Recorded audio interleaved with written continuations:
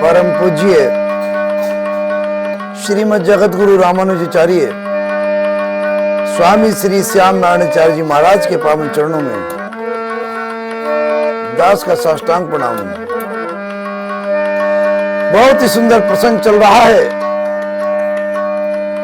गोस्वामी तुलसीदास जी महाराज रचित श्री रामचरितमानस के बालकांड में जब भगवान शिव माता पार्वती से विवाह करने के लिए मान जाते हैं,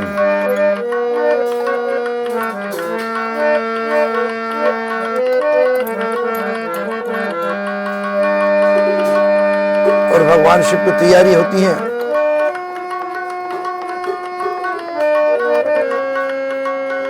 जब भगवान को दूल्हा बनाया जाता है तो भगवान बड़े सुंदर लग रहे हैं, परंतु कुछ कौतुक करते हैं।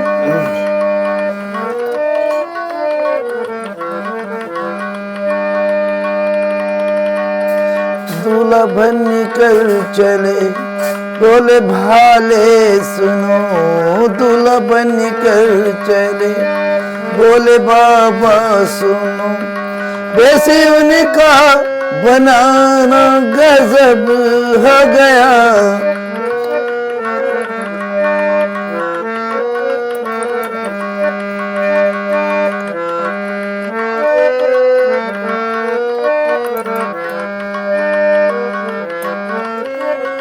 कल बताया था कि गले में नाग, कानों में बिच्छू तथा इस प्रकार के रूप बना करके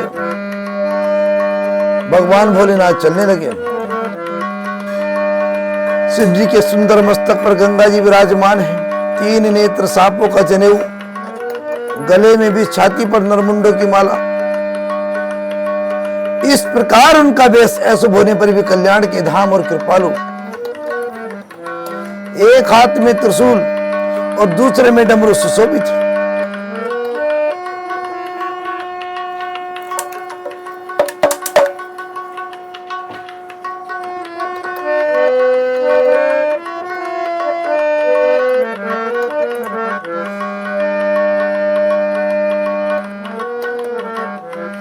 शिव जी बैल पर चढ़कर चलने वाले हैं। भगवान कृष्ण कहते बाबा कुछ लपेट तो लीजिए, कम से कम पूरे तो आप नंगे हैं, कम से कम गुप्तांग शरीर पर तो कुछ लपेट लीजिए। बाबा ने एक मृगशाला लपेट ली,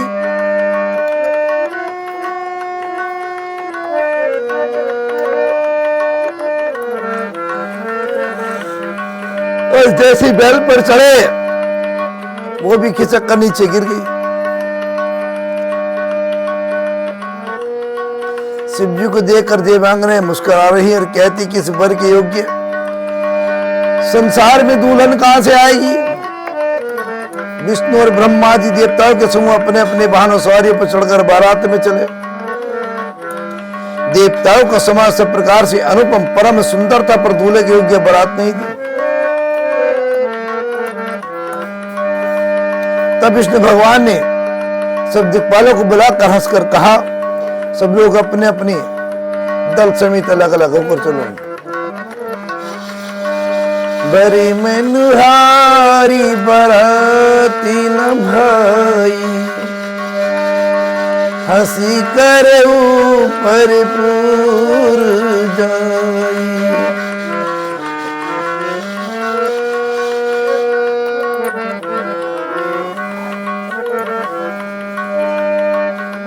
विष्णु बचने सुनी सुर मुस्काने, निज निज से निसहिती बिलगाने।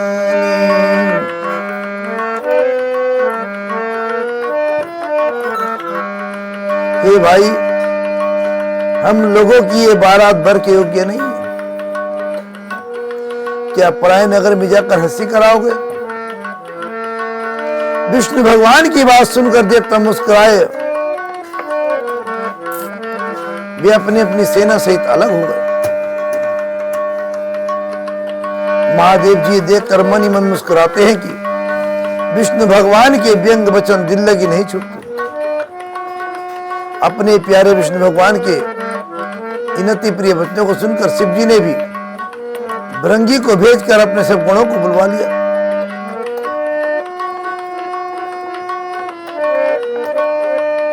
शिव जी की आज्ञा सुनते सब चले आए और उन्होंने स्वामी के चरणों में, कमल चरणों में सिर नवाया। तरह तरह की सवारी और तरह तरह के बेस वाले अपने समाज को देखकर शिव जी हंसे। कोई बिना मुख का है और किसी के बहुत से मुख हैं, कोई बिना हाथ पैर का तो कोई हाथ पैर एक वाला है, किसी के बहुत आंखें तो कोई एक भी आंख वाला नहीं है, कोई बहुत मोटा तगड़ा है तो पुतला है, सूखा है।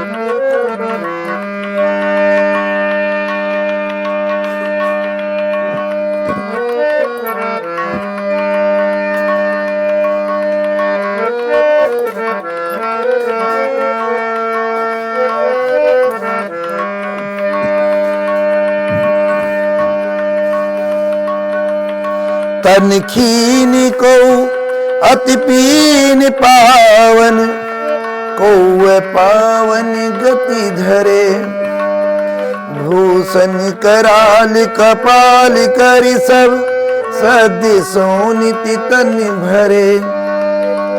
खर स्वान सुअर श्रकाल मुख गनि बेसियन गिनती को गने, बहुजिन से प्रेत पिशाच जोगी जमाती बरिनति नहीं बने। नाचई गावई गीत परम तरंगी भूत सब, और देखती अति विपरीति बोलई बचन विचित्र विधि। कोई बहुत दुबला, कोई बहुत मोटा और कोई पवित्र और कोई अपवित्र वेश धारण किए हुए, भयंकर गहने पहने, हाथ में कपाल लिए और सबके सब शरीर से ताजा खून लपेटे हुए, गधे कुत्ते सुअर और सियार के से उनके मुख हैं। गलों के अनगिनत बेसों को कौन गिने। बहुत प्रकार के प्रेत पिशाच और योगनों की जमाते हैं, उनका वर्णन करते नहीं वो। भूत प्रेत नाचते और गाते हैं, वे सब बड़े मौजी हैं, देखने में बहुत ही बेढंगे जान पड़ते हैं और बड़े ही विचित्र ढंग से बोलते हैं। जैसा दूल्हा वैसी बारात बनकर आ गई है। मार्ग में चलते हुए भांति भांति के कौतुक तमाशे करते जाते हैं। इधर हिमाचल ने ऐसा विचित्र मंडप बनाया कि जिसका वर्णन नहीं हो सकता। जगत में जितने छोटे बड़े पर्वत थे जिनका वर्णन करके पार नहीं मिलता, तो जितने वन समुद्र नदियां और तालाब थे, हिमाचल ने सबको नेवता भेजा। वे सब अपने इच्छा अनुसार रूप धारण करने वाले, सुंदर शरीर धारण कर सुंदर स्त्रियों और समाज के साथ हिमाचल के घर गए। सभी इस निश्चित मंगल गीत गाते हैं। प्रथम ही गिरी बहु गृह समिराए,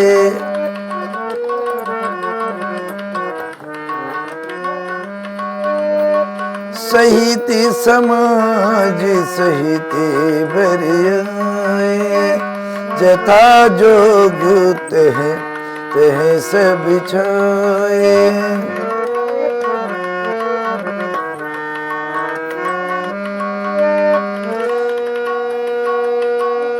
पुर शोभा अब लोक सुहाई, पुर शोभा अब लोक सुहाई, लागई लगो बिरंची निपुनाई।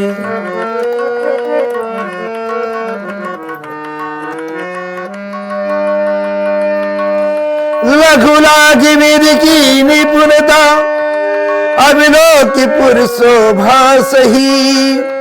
बनी बागी कूप तड़ागी सरिता, सुबह सब सग को कही।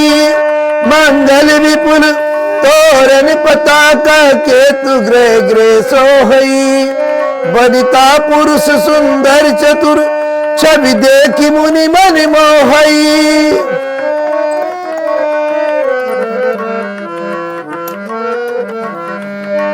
जगदम्बा जय अवतरी सोपुर बरनी की जाय। रिद्धि सिद्धि संपत्ति सुख नित्य नूतन जी का।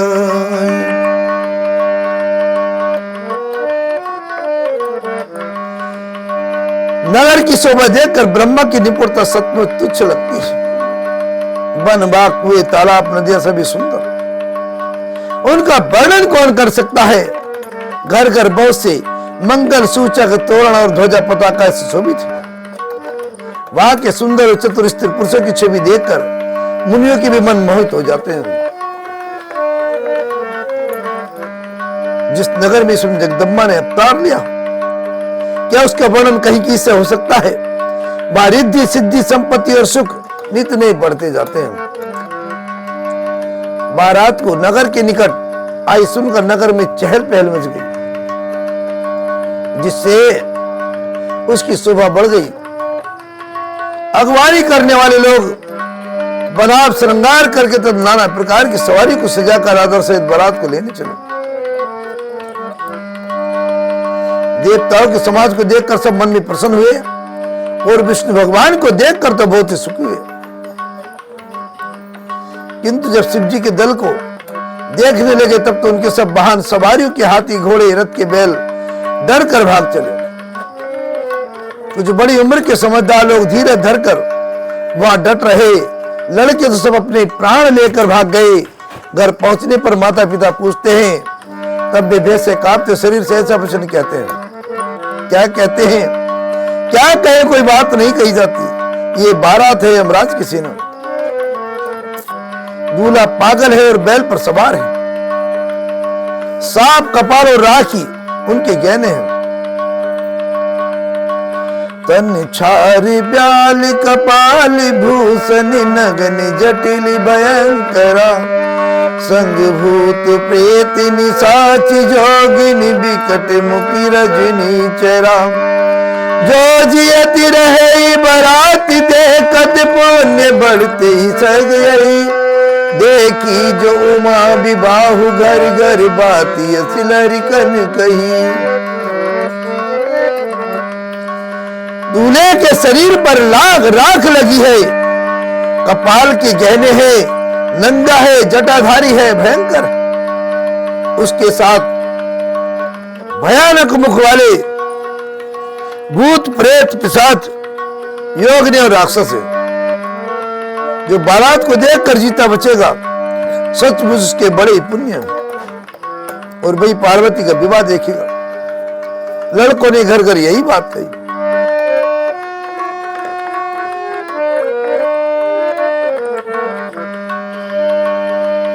समूची महेश समाज सब जननी जानकी मुस्काही। बाल बुझाए विविध विधि निडर हो डरू नहीं।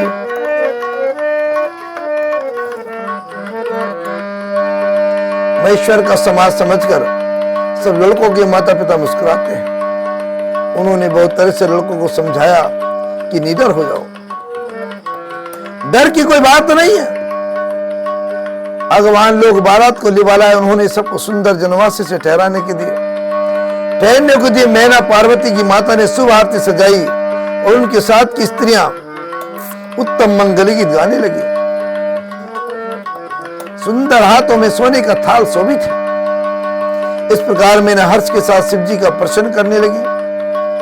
जब महादेव जी की भयानक वेश में देखा तो स्त्री को मन में बड़ा भारी भय उत्पन्न हुआ। बहुत ही डर के मारे भाग कर वे घर में घुस गई। शिव जी जहां जनवास था वहां चले गए। मैना के हृदय में बड़ा दुख हुआ। उन्होंने पार्वती को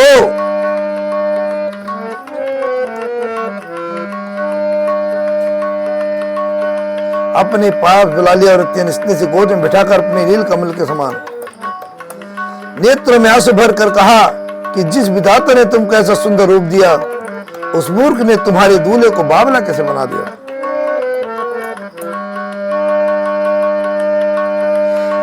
कद कीन बरु बोरा हबीरी जही तुनय, तुम ही सुंदरिता दई, जो फलु चाहिए सुरत ही सो, बरवस बमूर ही लागही, सुन सहित गिरते गिरो पावक, जरो जल निधि मोह परो, घर जाओ अपजस हो, जग जीवत विवाहु न हो करो। जिस विधाता ने तुमको सुंदरता दी, उसने तुम्हारे लिए बर बावला कैसे बनाया। जो फल कल वृक्ष में लगना चाहिए मैं जबरदस्ती बबूल में लग रहा है। मैं तुम्हें लेकर पहाड़ से गिर पड़ूंगी, आग में जल जाऊंगी और समुद्र में कूद पड़ूंगी। चाहे घर उजड़ जाए और संसार भर में अब कीर्ति फैल जाए, पर जीते जी मैं इस बावले भर से तुम्हारा विवाह नहीं करूंगी। हिमाचल की स्त्री मैना को दुखी देखकर सारी स्त्रियां व्याकुल हो गई। मैना अपनी कन्या के स्नेह को याद करके विलाप करने लगी, रोने लगी और कहती थी, नारद करी में काहा बिगारा, भवन मोरे जिन बसती उजारा।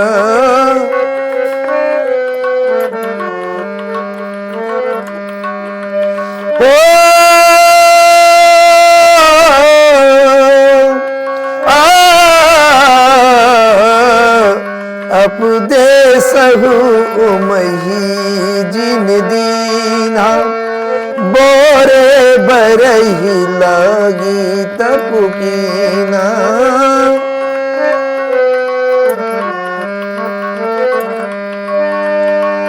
सोचो उनके मोह न माया, उदासी निधनो धाम न जाया।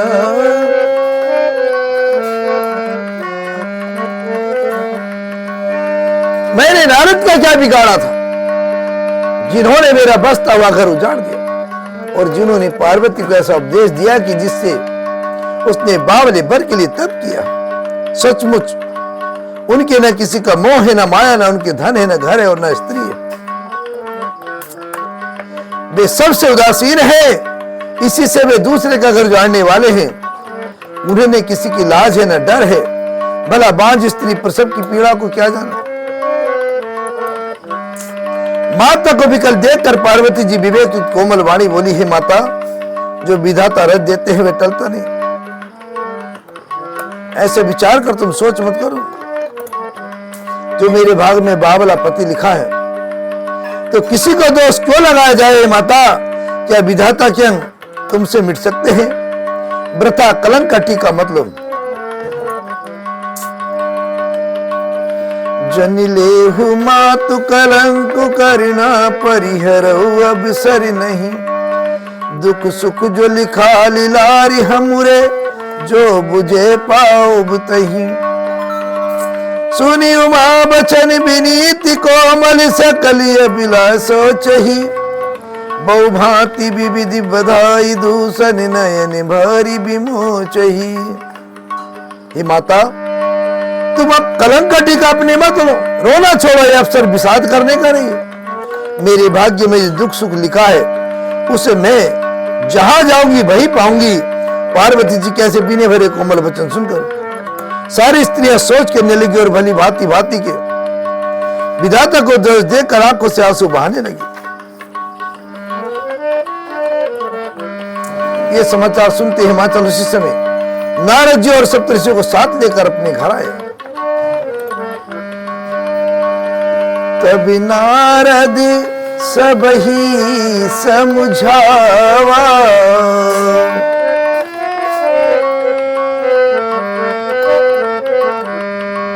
पूरा भी कथा प्रसंग सुनावा।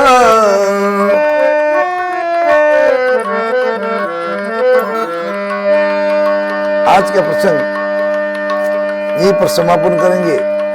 कल प्रातः प्रसंग को आगे बढ़ाएंगे।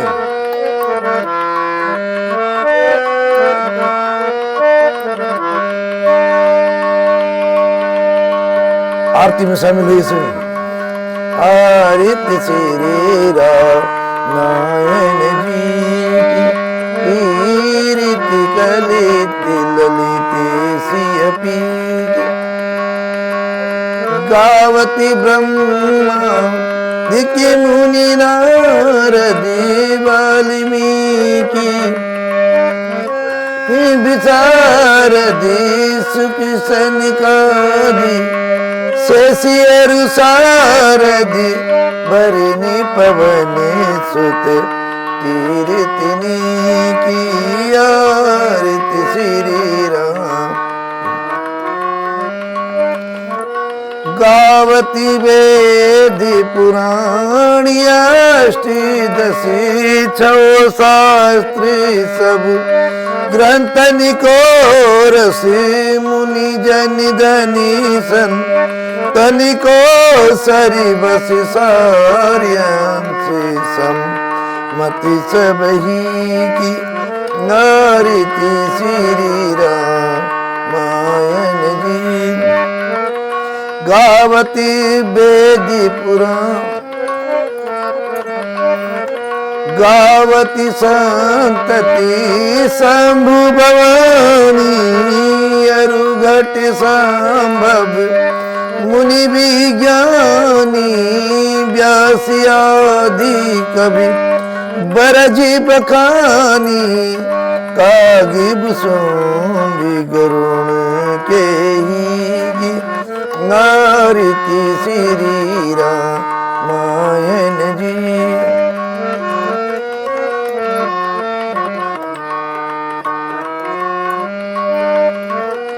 कलिमल हरिणी विषय रस फीकी सुभगी सिंगारी मुक्ति जुबती की दल निरोगी भव मुरियमी की तात माते सब विधि तुलसी की आरती